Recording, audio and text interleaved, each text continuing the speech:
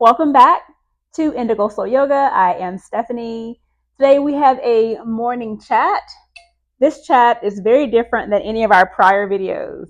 Usually we share yoga, Pilates, meditation, tutorials, but today's video is focused on small biz ownership, small biz startup, specifically in the wellness space. And even if you are not in wellness or fitness, you might appreciate these 5 recommendations to incorporate in your small business. So let's hop into it. I have my little sheet here to refer to. Number 1 is get a mentor. Everybody needs a mentor, whether you are starting a small business or not, whether you are thinking about expanding your career field, you're looking to do some different things. Everyone needs a mentor.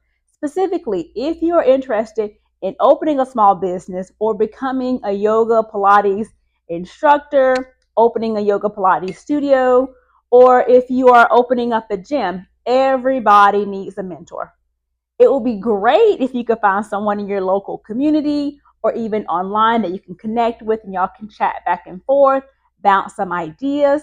But maybe you don't have anyone. People can be your mentor and not even know it. It could be somebody that's well known. They've published multiple books. There are articles out there. They have podcasts that you have gleaned so much knowledge and information from. Mentors are needed for everybody. So number 1, get a mentor. Number 2, for those who are actually interested in opening a business, okay, specifically a wellness business, but if not a business in general, you need a business coach.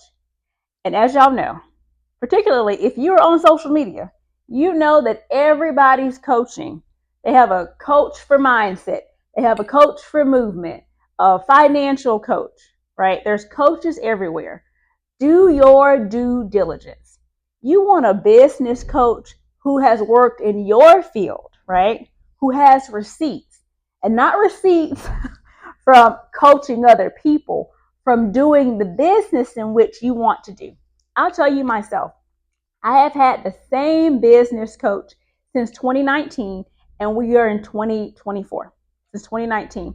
And working with my business coach has transformed my mindset, my business, and really helped refine what we do here at ISY and who we do it for and why. Our mission is so clear across the board, right?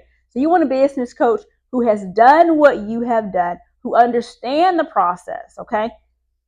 So it's very different having a business coach who had a restaurant. So the nuances of having a brick and mortar business, they understand that, right? They understand income, expenses, return on investment, things like that.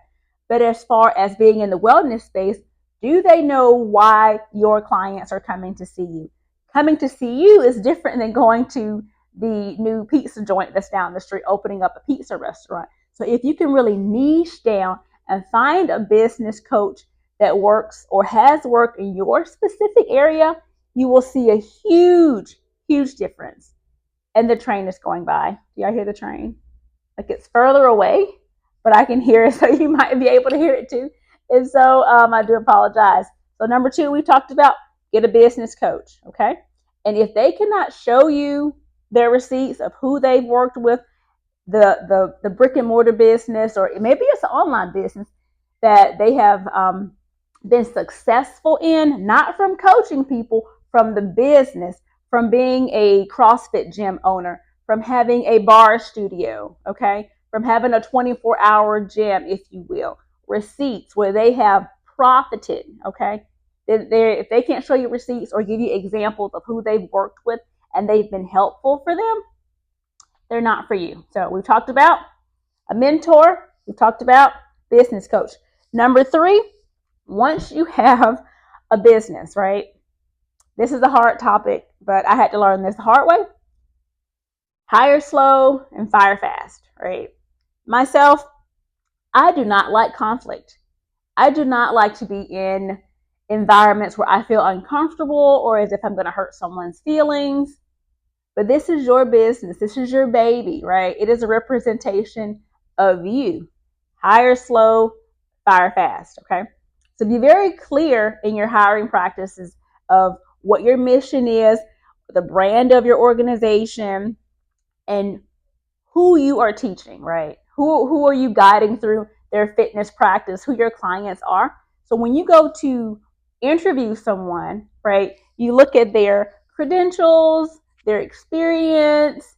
Maybe they've been in the CrossFit space. I have a yoga and Pilates studio, so we're going to say yoga and Pilates for me, right?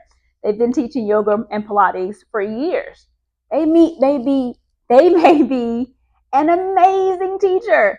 They may have wonderful. They love teaching yoga, Pilates. Although they may be great teachers, do they align with your brand, right? Think about that. Someone can be great at something, but if you're bumping heads, they're not on brand. They don't understand the mission, right, of your organization. It doesn't matter how wonderful of a teacher they are. They're not going to be able to facilitate for your client specifically, right? So hire slow, fire fast. And when it comes with terminating people, you want to document. You want to document why are they no longer with your organization, or what grievances have y'all had, right? And think about, are you in a at will state? If you're in an at will state, then just part ways, right? If you have a contract in place, you go by the contract that you have in place, right? So fire fast. It's not working out. You document it. They have been late to work every day. They've been late to work every day for X amount of months. They have called out X amount of times. They are not teaching on brand, right? Or they're teaching a certain type of class, which is different than what's listed. Hearing yoga or Pilates, for instance, if someone's supposed to be teaching a restorative yoga class, that's what's listed on the schedule. But instead, they're teaching power yoga. There's a misalignment. There's miscommunication. There's something is off, right? So have a conversation. Are you able to teach this class? If not, we need to make some changes. Hire slow, fire fast, because your team, right? You're not always going to be there. If you're not always there, your team has to be on, right? They have to be able to teach the class. They have to be able to manage the space, facilitate the culture that you have established when you're not there. That means your front desk, right? That means the people that are teaching the classes. If you have a environmental services staff, when they come into the space if people are here, they have to be on brand as well, right? So hire slow, fire fast. Okay.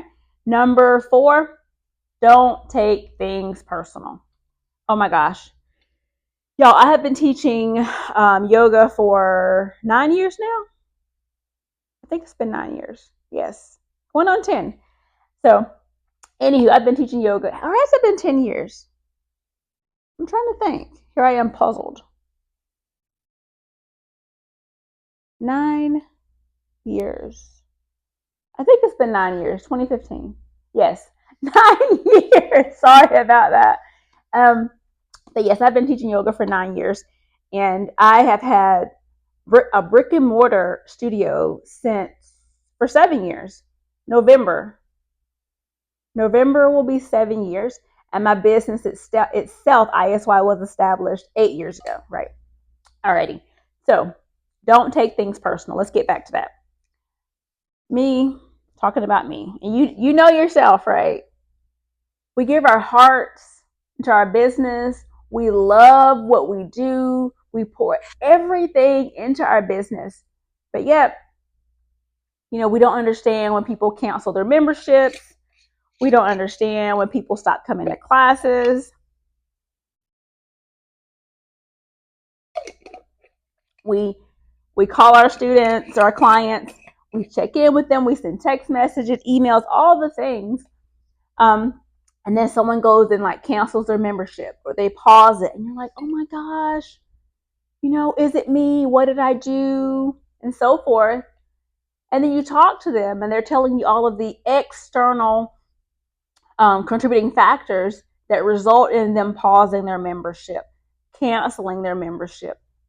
And it's not you. It's not you, because if you've been on brand, if you know why you're doing what you're doing, why you're in the wellness space or the business in which you're in, it's not you, unless you are not showing up for your clients, right? You ask them, what could you have done differently, or you speak to them about their experience, and they give you 2 thumbs up, 5 stars, 10 out of 10, and they share with you, we have some personal changes at home. My parents are sick. My children are involved in all of these activities. I'm not able to get into the space to, schedule my classes. Sometimes financial situations change. There's discussion about like recession. And as y'all know, here in 2024, the cost of groceries are like skyrocketed. The cost of homes have skyrocketed. Everything is up. So oftentimes wellness gets cut first. Unfortunately, because you know what? As we know, if you're in the wellness space, it's cheaper to stay well than to pay for sickness. Wellness care, right, is so much cheaper. It's less expensive to pay for being sick. If we nourish our bodies, we move our bodies, we get our sleep, right, and we prioritize our rest and keeping our stress levels low, we keep ourselves healthy. Preventative healthcare and wellness is inexpensive when compared to being sick. Outside of being a yoga and Pilates studio owner, I am a healthcare provider. I'm a nurse practitioner. So I'm speaking from firsthand experience. It's cheaper to keep the membership. But guess what? People have to cancel. And usually, as I said before, it's not you. Don't take it personal. Let it roll off your shoulders. If you have showed up for your clients and done what you were supposed to do, let it go. Your people will find you. And when that person that canceled comes back, that's when they have space in their life for it. So just roll with it. Number 5, embrace change. Sometimes as people, we don't want to change. We like things the way they are.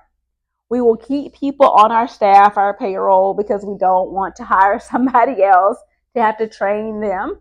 We don't want to rock the boat or introduce new people into the environment that haven't been there before. Sometimes embracing change, like just changing up the format of a class, of how you set the space up. Here, even at the studio, we decorated for fall. If you watched our first vlog, which we'll probably do some more of those, we just changed up the space a little bit, just a little fall decor. Embrace change. We put the fall items out, and people are like, oh my gosh, it's so cute in here. I love the decor and so forth. So change can be a positive thing. So embrace change. So let's recap. Get a mentor, obtain a business coach, hire slow, fire fast, don't take things personal, and embrace change. Be open to possibility.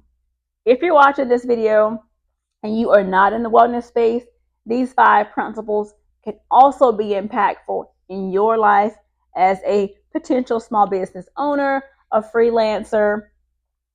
5 things to incorporate.